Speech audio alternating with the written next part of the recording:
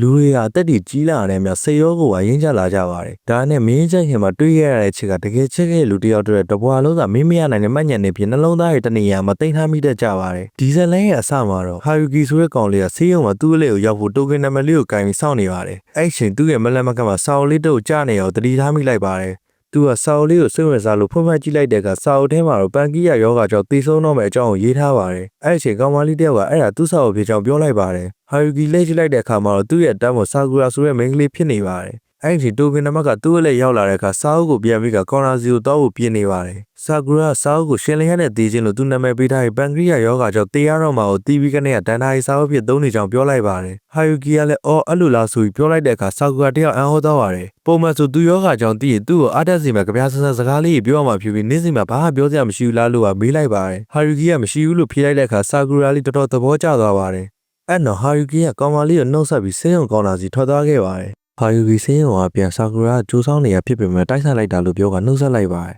။အဲ့တော့ဆာကူရာဟာယူကီနောက်ကိုလာပြီးယောဂါအကြောင်းလို့ပေးထားဖို့နဲ့သူ့ရဲ့လက်ချက်ဘဝတစ်ခုလုံးဟာယူကီနဲ့တကယ်ချင်းဖြစ်ချင်ကြောင်းပြောကနှုတ်ဆက်ပြီးထွက်သွားပါတယ်။ဘာကြောင့်မဲရေရရမသိပေမဲ့ဟာယူကီလုံးနေတဲ့စာကြည့်တိုက်ကိုဆာကူရာတယောက်စာကြည့်တိုက်အကူနေရာအတွက်လိုအားပေးလာလုပ်ခဲ့ပါတယ်။ဆာကူရာဟာသူမသိခင်လှုပ်သားချင်းတဲ့အရာတွေကိုရှင်းလင်းရတဲ့တည်ခြင်းဆိုတဲ့စာအုပ်ထဲမှာဆင်းလုပ်ထားကြောင်းနဲ့ဟာယူကီကိုလည်းသူနဲ့တူလက်လူပေးဖို့ပြောကကူညီတောင်းလိုက်ပါတယ်။ဟာယူကီလိုတကယ်ချင်းမိတ်ဆွေမရှိတဲ့လူအတွက်စာကြည့်တိုက်လှုပ်ပြီးတဲ့ချိန်တိုင်းကအားနေမှာဖြစ်ပြီးသူရောအကြောင်းသူမိဘတွေပြီးရင်တည့်ရသူကလည်းဟာယူကီတယောက်ဝဲရှိရမလို့ပထမဆုံးအနေနဲ့အသားခင်ဆိုင်ကိုသွားကြမယ်လို့ပြောကဟာယူကီညင်းမလို့လုံးနေတဲ့အချိန်မှာတင်းခေါ်သွားခဲ့ပါတယ်။ဟာယူကီနဲ့တူတားခင်စားရဲ့အချိန်တွေမှာလည်းဟာယူကီကသူ့ကိုယောဂတဲ့တယောက်လိုမဆက်ဆံတာကြောင့်ဆာကူရာဟာပုံမှန်လူတယောက်လိုလွတ်လွတ်လပ်လပ်နေလို့ရတာတွေကိုသဘောကျနေပါတယ်။နောက်တော့အသားခင်စားရဲ့ပြန်ကောင်းလေးတွေနဲ့ဖွားဖို့တယောက်ပြဿနာတက်နေအောင်ဆာကူရာတယောက်မြင်လိုက်ရပါတယ်။မဟုတ်မခံစေရှိရဲ့ဆာကူရာလေးအဖွားကိုငွေညစ်နေတဲ့ဘူးလီကောင်တွေကိုပညာကောင်းပေးကမျက်နှာရှာပြီးမရှင်းတတ်တဲ့ကောင်မလေးထုံးစံတဲ့ဟာယူကီလက်ကိုဆွဲကအဲ့နေရာကနေထွက်ပြေးလာခဲ့ကြပါတယ်။ပြေးလာကြတဲ့သူတို့နဲ့လမ်းဘေးကကော်ပီဆိုင်လေးကိုတွေ့ပြီးဆာကူရာရေးစားနေတဲ့အကြောင်းဆိုင်ပြင်ဆင်လေးကိုသဘောကျတဲ့အကြောင်းဟာယူကီကိုဝင်ထိုင်ကြဖို့ပြောကဆိုင်ထဲကိုဝင်လာခဲ့ပါတယ်။ဆိုင်ထိုင်ကြတဲ့အခါမှာလေကောင်မလေးကဆာကူရာပန်းလေးအကြောင်းရှင်းပြနေပြီးသူ့မှာခရောက်ကိုဆိုတဲ့တကယ်ချင်းတယောက်ရှိကြောင်းနဲ့နောက်ဆိုသူတို့သုံးယောက်တူတူသွားရောက်ဖို့ပြောကဖုန်းနံပါတ်တွေပြန်လဲခဲ့ကြပါတယ်။ဟာယူကီအိမ်ပြန်ရောက်လာတဲ့အချိန်မှာလဲဆာကူရာရဲ့ဒီနေ့သူအတော်ပြောခဲ့ရတဲ့အတွက်ကျေးဇူးပါလို့ပို့ထားတဲ့မက်ဆေ့လေးကိုကြည့်ပြီးတခုခုကိုတွေးနေခဲ့ပါတယ်။နောက်နေ့ဟာယူကီကျောင်းကိုရောက်လာတဲ့အခါမှာသူနဲ့ဆာကူရာရှောက်လေကြတဲ့အကြောင်းတွေကိုကျောင်းကအတင်းပြောနေရအောင်ကြားခဲ့ရပြီးတော့သူ့လိုဆက်ဆံရေးလည်းမကောင်းအပေါင်းအသင်းလည်းမရှိစာအုပ်တင်နေပဲချိန်ဖြုံးနေတဲ့ကောင်နဲ့ဆာကူရာလိုအမြဲပြောနေတတ်ပြီးလူချင်းလူခင်ပေါ်တဲ့ကောင်မလေးနဲ့မတန်ဘူးလို့ပြောနေကြတာတွေကိုကြားလိုက်ရပါတယ်။အဲ့တော့အခန်းထဲကိုပေါ်ပူလာဖြစ်နေတဲ့ကောင်လေးကဆာကူရာကိုနှုတ်ဆက်လိုက်ပါတယ်။နောက်တော့ဆာကူရာကိုအဲ့ကောင်လေးလိုအားကစားလေးထူးချင်စာလေးတောက်ပြီးပေါင်းစတိုက်ရေးမှလည်းကောင်းတဲ့လူမျိုးနဲ့မှလိုက်ဖက်တာလို့ဆာကူရာရဲ့တကယ်ချင်းနဲ့ဝိုင်းပြောနေကြပေမဲ့ဆာကူရာလည်းသူနဲ့ဟာယူကီကပုံမှန်တကယ်ချင်းဆက်ဆက်ရေးပါရဲ့လို့ပြောလိုက်ပါတယ်။နောက်တော့ဆာကူရာသူ့ဆောက်ထဲကဆင်းရဲတိုင်းသူသွားခြင်းတဲ့နေရာလေးကိုတူတူသွားကြဖို့ဟာယူကီကိုလာခေါ်ပါတယ်။ဒီတစ်ခါမှတော့ဟာယူကီကလူတွေသူ့ကိုအောင်ဆိုင်တာကိုသူကယူမဆိုင်ပေမဲ့သူနဲ့ဆာကူရာဆက်ကြည့်မဲ့ဖြစ်နေပြီးလူတွေကသူ့ကိုဟာသားလိုလာလို့နေရတယ်သူမခံနိုင်ကြောင်းပြောကသူမလိုက်နိုင်ကြောင်းညင်းနေပါတယ်။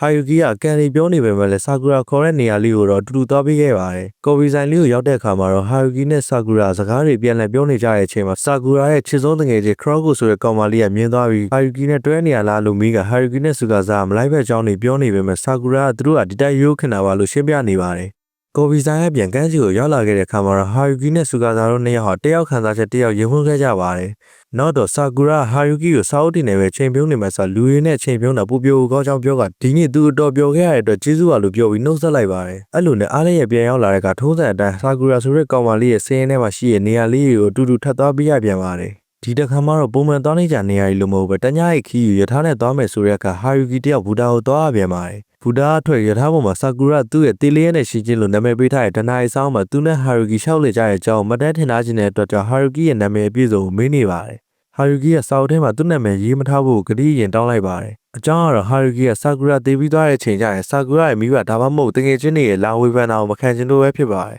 ။ဒီလိုနဲ့ဟာယူကီကသူ့ရဲ့နာမည်အပြည့်စုံကိုဆာကူရာကိုပြောပြခဲ့ပါတယ်။ဒီနေ့ကလည်းဆာကူရာရမ်းပြောခဲ့ရတဲ့နေလေးဖြစ်ပါတယ်။ရာမန်စားလိုက်ဓာတ်ပုံတူတူရိုက်လိုက်ရှော့ပင်ထွက်လိုက်နဲ့တော်တော်ကိုပြောခဲ့ကြရပါတယ်။ညရီဖို့တဲ့ဟိုတယ်ကိုရောက်တဲ့အချိန်မှာတော့အွန်လိုင်းကနေဘုံကင်ဂျိုတင်ထားရမယ်ဟိုတယ်ရဲ့အမကြောင့်သူတို့နှစ်ယောက်ဟာနှစ်ယောက်တခန်းအိပ်ရတော့မှာဖြစ်ပါတယ်။ဟိုတယ်ခန်းထဲရောက်တဲ့အချိန်မှာလည်းဆာကူရာရေရင်ချိုးဝင်ညကြအတူတူတောက်ဖို့စားစရာအချို့အေကိုဟောနဲ့အတူတူဆော့ဖို့အတွက်ဖဲတို့လေးကိုဝယ်ခဲ့ပါတယ်။ဒီလိုနဲ့အတူတူရှိခဲ့ကြတဲ့ညတညမှာလည်းအမှန်ပြောမလားခိုင်းတာလုံးမလားဆိုတဲ့ကဲကိုဖဲနဲ့ဆော့ခဲ့ကြပြီးတယောက်နဲ့တယောက်မေးခွန်းတွေပြန်လဲမေးပြီးပြောနေခဲ့ကြပါတယ်။ ဒီလိုနဲ့ကိုဝဲမြောက်ကိုရောက်လာချိန်မှာဆာကူရာနိုင်သွားခဲ့အမှန်ပြောမယ်ဆိုရင်သူ့ရဲ့ချစ်စရာကောင်းတဲ့ချက်၃ချက်ကိုပြောပြရမှာဖြစ်ပြီးခိုင်းတာလုပ်မယ်ဆိုရင်တော့မတ်တက်တောင်ကောင်းကောင်းမရနိုင်လောက်အောင်မူးနေဖြစ်တဲ့ဆာကူရာကိုဂရင်ပေါ်ကြည်သွားမှာဖြစ်ပါတယ်ဆာကူရာရဲ့စကားအဆုံးမှာတော့ဟာယူကီကဆာကူရာကိုပွေ့ကြည့်ရဂရင်ပေါ်ကိုပို့ပေးခဲ့ပါတယ်တကယ်တော့အခုလိုပေါ်တော်တော်ရဲ့လောက်ကပျော်ပျော်နေတဲ့ဆာကူရာတေးရမှာကြောက်တဲ့လူတစ်ယောက်ဖြစ်ပါတယ်သူ့ရဲ့တက်တန်းကိုစီလုံးပေါင်းများစွာနဲ့တက်တန်းဆက်နေကြပြီးသူယောဂကြောင့်စသည့်ရဲ့အချိန်ကနေသူကတာမန်လူတွေလိုပါပဲတာမန်လူတွေထက်တက်တန်းတို့သွားလေးပဲရှိပါတယ်ဆိုပြီးသူကသူအားပေးကနေခဲ့ရတာတွေကိုပြောကနှစ်ယောက်လုံးရဲ့လက်ညတာကိုကုံဆုံးခဲ့ကြပါတယ်အတူတူပြန်ကြတဲ့အချိန်မှာတော့ဆာကူရာသူလက်ဆောင်ပေးထားတဲ့ဂျာကင်လေးနဲ့အုတ်ထုပ်လေးကိုဟာရူကီဝတ်ထားတာကိုကြည့်ပြီးသဘောကျနေပါတယ်ပုံမှန်နဲ့မတူတော့တဲ့ဟာရူကီကသူအားလည်းရက်တီရောက်တိုင်းဆာကူရာဆက်သွယ်မှာကိုမျှော်နေမိပါတော့တယ်အားလည်းရက်တီပြီးလို့ကြောင်းပြန်တက်ရတဲ့ဟာရူကီစီဆာကူရာချစ်စိုးတကယ်ကြီးခရော့ကူကလာပြီးဆာကူရာရန်အားငယ်တက်ပြီးနေရမင်းချက်တဲ့ခန်းစားချက်တွေကြောင့်ဆာကူရာကိုသုံးမချဖို့မှကတတိပေးသွားပါတယ်ဆာကူရာယောဂချင်းနေရဆလို့ဆာကူရာရဲ့ခန်းစားချက်တွေကိုနေရိုင်းနှောင်းထောင်နေခဲ့ရတဲ့ဟာရူကီကတော့တယောက်တည်းအတွေးနဲ့စာကြည့်လိုက်ကိုပြန်လာခဲ့ပါတယ်မိုးရွာနေရာသီရုကသူတို့ဒီနေ့ရှောက်တော့မဖြစ်နိုင်တာကြောင့်ဆာကူရာသူ့အိမ်ကိုလဲလိုက်ဖို့ဟာရူကီကိုခေါ်ခဲ့ပါတယ်အိမ်ကိုရောက်လာတဲ့အခါမှာလည်းနှစ်ယောက်သားအတူတူအချိန်ကြာကြာဂိမ်းတွေဆော့ခဲ့ကြပါတယ်နောက်တော့ဟာရူကီကဆာကူရာစီကစောင်းငါးပြီးပြန်ဖို့လုပ်နေချိန်ဆာကူရာဟာရူကီနောက်ကနေပြေးဖက်လိုက်ပါတယ်ဆာကူရာဟာဒါဟာလည်းသူမသိခင်လှုပ်ရှင်တဲ့ဒဇိတစ်ပိုင်းဖြစ်ပြီးသူကြီးစားလည်းမဟုတ်သူကြိုက်နေတဲ့သူလည်းမဟုတ်တဲ့သူတယောက်နဲ့ခက်ဆူဆူကိစ္စတစ်ခုလှုပ်ရှင်တာပဲဖြစ်ပါတယ်ဒါဟာဖက်ယုံပဲဖြစ်ပြီးသူပြောတဲ့ခက်ဆူဆူကိစ္စဆိုတာလို့စကားဆကဟာရူကီကိုနမ်းဖို့လုပ်လိုက်ပါတယ်ဟာယူကီကဆာကူရာပေါ်ခန်းစားချက်တွေဖြစ်လာကဆာကူရာကိုပြန်နှမ်းဖို့လုပ်တဲ့အချိန်မှာဆာကူရာဒါဟာသူစားနေရတဲ့တက်ဖြစ်ကြောင်းပြောလိုက်ပါတယ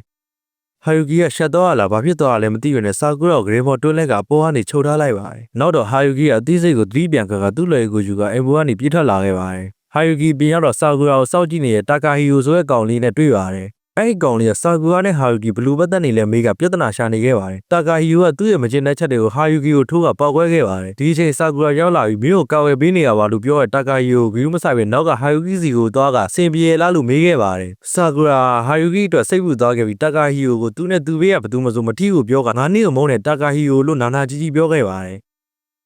်ဟာယူကီကသူတို့ကစေးုံမှာအမှတ်မထင်တွေ့ခဲ့ကြတာဖြစ်ပြီးသူတို့တွေ့ခဲ့ကြရလဲတိုက်ဆိုင်မှုတက်တက်ဖြစ်ကြောင်းနဲ့ဆာကူရာကလည်းသူ့လိုလူနဲ့အတူမရှိနေတဲ့ကြောင်းပြောလိုက်ပါတယ်ဆာကူရာကဖြစ်ခဲ့ရတဲ့အတွက်တောင်းပန်ကဟာယူကီနဲ့အတူတူရှိခဲ့တဲ့အချိန်ကတကယ်ပြောခဲ့ရဖြစ်လို့သူမသိခင်တည်းအတူတူရှိနေပြီကိုတောင်းဆိုခဲ့ပါတယ်ဒီလိုနဲ့နေရောက်သားအရင်လိုပြောကြကောင်းတဲ့အခိုက်အတန့်လေးကိုအတူတူလုပ်ခဲ့ကြပါတယ်ဒါပေမဲ့ရုတ်တရက်ဆာကူရာစေးုံတက်ရဆိုတဲ့သတင်းကြကြချင်းဟာယူကီတယောက်တွားတွေ့ခဲ့ပါတယ်ဟာယူကီကစေးုံမှာလည်းဆာကူရာနဲ့စကားတူပြောပေးခဲ့ပြီးသူသိချင်တဲ့ဆာကူရာရဲ့အသက်ရှင်ခြင်းဆိုတဲ့အမျိုးကိုမေးခဲ့ပါတယ်ဆာကူရာလည်းအသက်ရှင်ခြင်းဆိုတာချားသူတွေနဲ့နောင်ကျိုးဖွဲ့ရဖြစ်ပြီးဘဝကိုတိတ်ပဲရှိရှိဖြတ်သန်းတာလို့ဖြေကဟာယူကီကိုဖထားလိုက်ပါတယ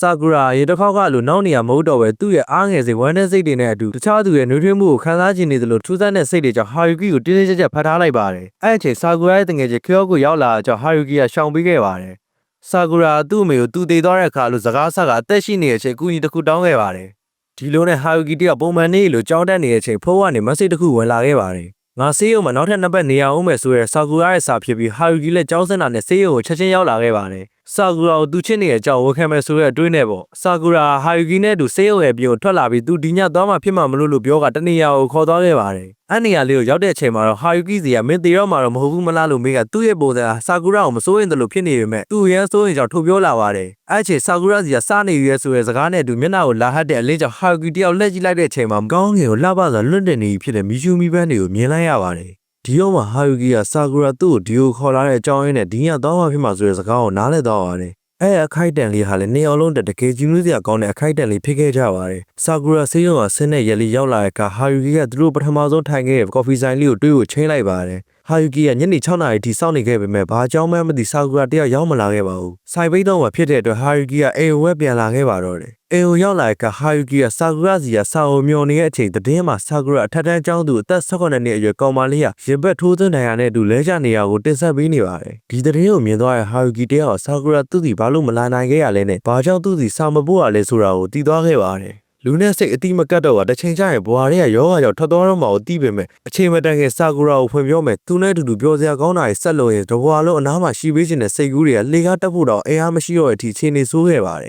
ဒီလိုနဲ့ဟာယူကီကဆာကူရာရဲ့ဇာဝနာကိုလက်ခံနိုင်လောက်တဲ့တည်ငြိမ်မှုမရှိခဲ့တဲ့အကြောင်းစာအုပ်တွေဖတ်ကအချိန်တွေကုန်ဆုံးခဲ့ပါတယ်ဆာကူရာဆုံးပြီး10ရက်မြောက်တဲ့နေ့မှာတော့ဟာယူကီကအားမွေးကဆာကူရာရဲ့အိမ်ကိုသွားခဲ့ပါတယ်ဟာယူကီဆာကူရာအိမ်ကိုရောက်တဲ့အခါဆာကူရာအမေကိုသူကဆာကူရာရဲ့ယောဂကြောင့်တီးထားပြီးသူမသေးခင်ရေးခဲ့တဲ့ရှင်လျက်နဲ့ဒေးချင်းဆိုတဲ့ဒန်နာရီစာအုပ်လေးကိုဖတ်ချင်ကြောင်းခွင့်တောင်းလိုက်ပါတယ် ဆာကူရာမီကလည်းအံ့ဩသွားခဲ့ပါတယ်အကြောင်းကတော့ဆာကူရာမသိခင်ကူညီတောင်းခဲ့တာတခုရှိပြီးသူယောဂအကြောင်းသိနေတဲ့ကောင်လေးတယောက်ကသူသေးသွားတဲ့ကအဲ့ဆာအိုလေးကိုလာယူမှဖြစ်ကြောင်းနဲ့အကောင်လေးကသူ့ရဲ့ဇာပနာကိုတောင်လာနိုင်မှာမဟုတ်ကြောင်းပြောကကူညီတောင်းခဲ့တဲ့အတွက်ဆာအိုလေးကိုဟာယူကီစီကိုပေးခဲ့ပါတယ်ဆာအိုလေးထဲမှာတော့ဟာယူကီကိုစတွေ့ရဲ့နေ့ကစပြီးသဘောကျခဲ့ရဖြစ်ကြောင်းနဲ့ဟာယူကီနဲ့ရှိခဲ့တဲ့အချိန်တွေကလည်းသူအတော်ပျော်ခဲ့ရကြောင်းရေးထားပါတယ်ဒါပေမဲ့ဆာကူရာဟာယူကီကိုဂရီပေးခဲ့တယ်လို့ဆာအိုလေးထဲမှာတော့ဟာယူကီရဲ့နာမည်ကိုဖော်ပြမထားပေးခဲ့ပါဘူးအဲ့တော့ဟာယူကီကဆာကူရာရဲ့အမေကိုခွန်းနှောင်းကရင်းထဲမှာပြည့်ကျက်လာတဲ့ခန်းစားချက်တွေကြောင့်ဝမ်းထဲဆောင်ငိုချခဲ့ပါတယ်။ဟာယူကီကခရောက်ကိုကော်ဖီဆိုင်မှာချင်းခဲ့ပြီးဆာကူရာရဲ့စာအုပ်လေးပေးကဖတ်ကြည့်စေချင်ကြောင်းပြောခဲ့ပါတယ်။စာအုပ်ကိုဖတ်ပြီးတဲ့အချိန်မှာတော့ဆာကူရာမှာပန်ကရီယာယောဂရှိနေအောင်အရင်းနှီးဆုံးဖြစ်တဲ့သူတောင်မသိရဟာယူကီကဘာလို့သိနေရလဲမေးကကော်ဖီဆိုင်ကနေထွက်သွားခဲ့ပါတယ်။ဟာယူကီကခရောက်ကိုနောက်ကိုပြေးလိုက်သွားပြီးတောင်းပန်ခဲ့ရသူ့ကိုခွတ်လွတ်တဲ့တနေ့ကျရင်တကယ်ချင်းဖြစ်ကြအောင်လို့ပြောလိုက်ပါတော့တယ်။ဒီလိုနဲ့အချိန်ကြီးကြာလာတဲ့အခါခရောက်ကိုကလည်းဟာယူကီကိုခွတ်လွတ်ပေးခဲ့ပြီးဆာကူရာရဲ့အုပ်ကူစီကိုအတူသွားခဲ့ကြပါတယ်။ဟာယူကီကဆာကူရာရဲ့အုပ်ကူကိုဂရဝပြုနေသူကအရင်လိုတယောက်တည်းမနေပဲဆာကူရာပြောခဲ့ရှင်သန်ကြီးရဲ့အတိတ်ပဲအတိုင်းလူတွေနဲ့ပေါင်းသင်းဆက်ဆံရေးကောင်းတဲ့လူတယောက်ဖြစ်အောင်ကြိုးစားနေကြအောင်ဂရီပေးခဲ့ပါတယ်